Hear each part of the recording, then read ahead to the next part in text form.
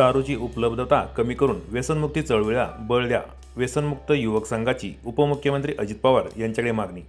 महाराष्ट्रात दारूची उपलब्धता वाढवण्याऐवजी लोकांच्या आरोग्यासाठी आणि समाजाच्या कल्याणासाठी व्यसनमुक्ती चळवळीला प्राधान्य देऊन व्यसनमुक्तीच्या चळवळीला बळ द्यावे अशी मागणीचे निवेदन व्यसनमुक्ती युवक संघ महाराष्ट्र यांच्या वतीने महाराष्ट्र राज्य प्रवक्ते विलासबाबा जवळ यांनी उत्पादन शुल्क मंत्री तथा उपमुख्यमंत्री अजित पवार यांना भेटून दिले आहे.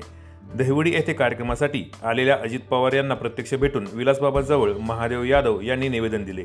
यावेळी व्यसनमुक्त संघाचे कार्यकर्ते विठ्ठल शेलार, जगन्नाथ शिंदे, संजय सुतार, अरुण जवळ आदी उपस्थित होते.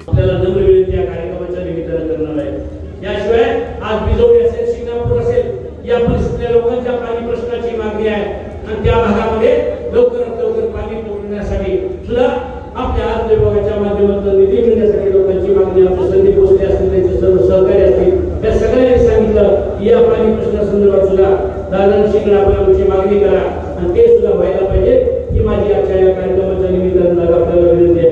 दादा, आणखी एक विषय मी आपल्या हातामध्ये काठी पण केलंय, भोंगलं पण केलंय. माझा जो धनगर समाज प्रामुख्याने ज्या भागामध्ये राहतोय तो धुळदेव असेल, कारकी असेल, हिंगणी असेल किंवा